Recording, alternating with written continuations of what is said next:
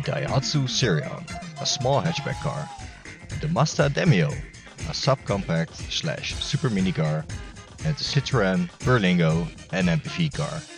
Hi, have a good day. In this bit from Series 41, Julia Bradbury will check out these three cars and give them a small review.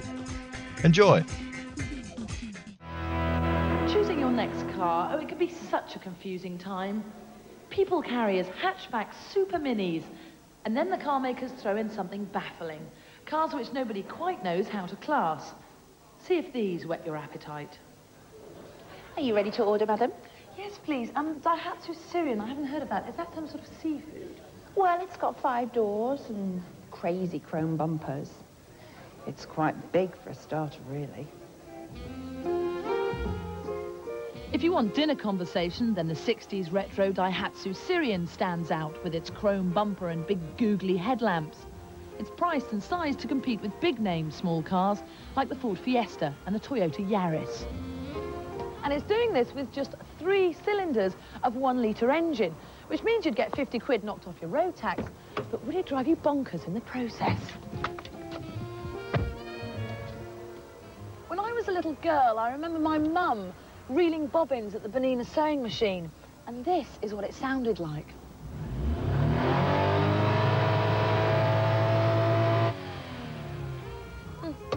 Flooding back.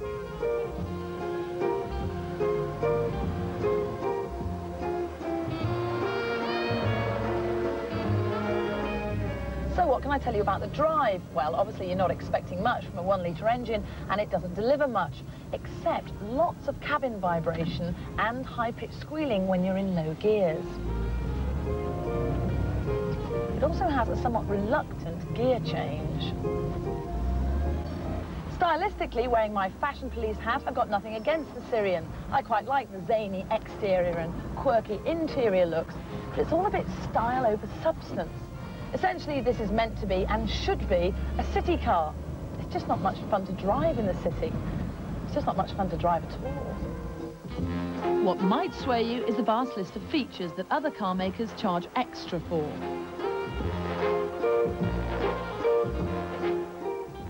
Amazingly, this car has something in common with the Mercedes S-Class.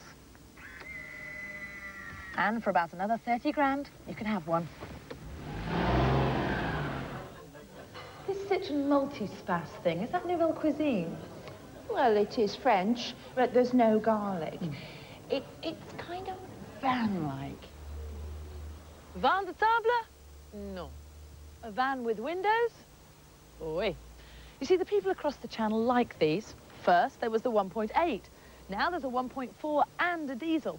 Prices kick off at around £10,830. But how will the kids take to it? And could you hold your head high doing the school run? Well, here's the sales pitch. Why have air conditioning when for an extra £350 you get what Citroën claims is the world's largest electric sunroof? Lots of painted metal, but just look at the space. This is one weekend wagon you can wipe clean. The standard 1.8 is nearly 2 grand less than a basic Renault Scenic. If only it was in red. I'd look like Postman Pat. You shouldn't call it the Citroën Berlingo. They should call it the Citroën Boulangerie. You see, I've worked it out. It's a bread van. It's even got baguette holders.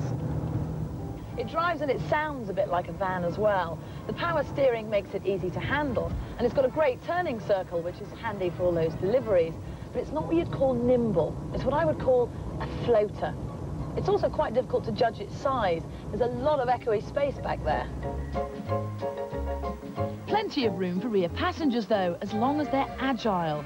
Remember, this is a 2-door, which means your companions have to clamber behind the front seat, and there's not a lot of room to do that. There is, however, room to wear a top hat. In fact, you could wear the hat shop. The interior decor is what you would call interesting. I suspect that the changing rooms team have been in here, and they've done a bit of rag rolling on the dash. Very lovely green colour. Tasty. The cloth, however, will keep you awake at night, but at least it's not boring. I guess it's all about how you want to be seen. It's not mine! It's not mine! I'm just delivering some bread for a friend! Would you like your dessert now, or shall I pop back? Oh, I don't know. That Citroën was a bit more substantial than I had thought. How about the Mazda Demio? Looks a bit tough, but it's lighter than you think. Oh, go on then. And then will you bring me the bill as well then, please? Yes, certainly, Mum. Thank you. Let's off-road! Or maybe not.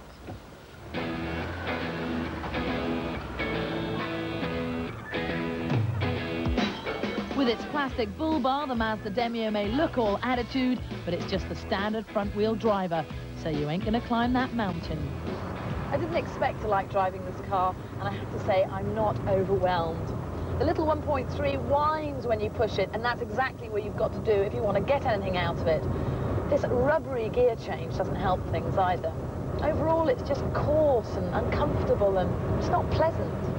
So, what's its party trick? It's got nothing to do with your four-strung dirge technique, you know. Well, the back seat can slide for more boot space or fold to make a bed. No, I'm not going to demonstrate. What I really don't like about this car is the interior. It's boring, it's bland, and it's beige, and it's even got grey in it as well. I'm sorry, but my granny wouldn't drive a car with an interior like this. Sorry, Gran, but it's just there. I mean, it's got cup holders, yes, granted. But look at the cubby holes. I mean, what is that going to hold? Nothing. And there's something over here. I really don't know what that's for. How to sum up the Mazda Demio? Half MPV, half off-roader, or just half-hearted. Miss Bradbury's bill came to £31,325. If you see her, tell her the tip was rubbish. Thank you for watching. Check out my channel for more old Top Gear videos and other content. Have a wonderful day.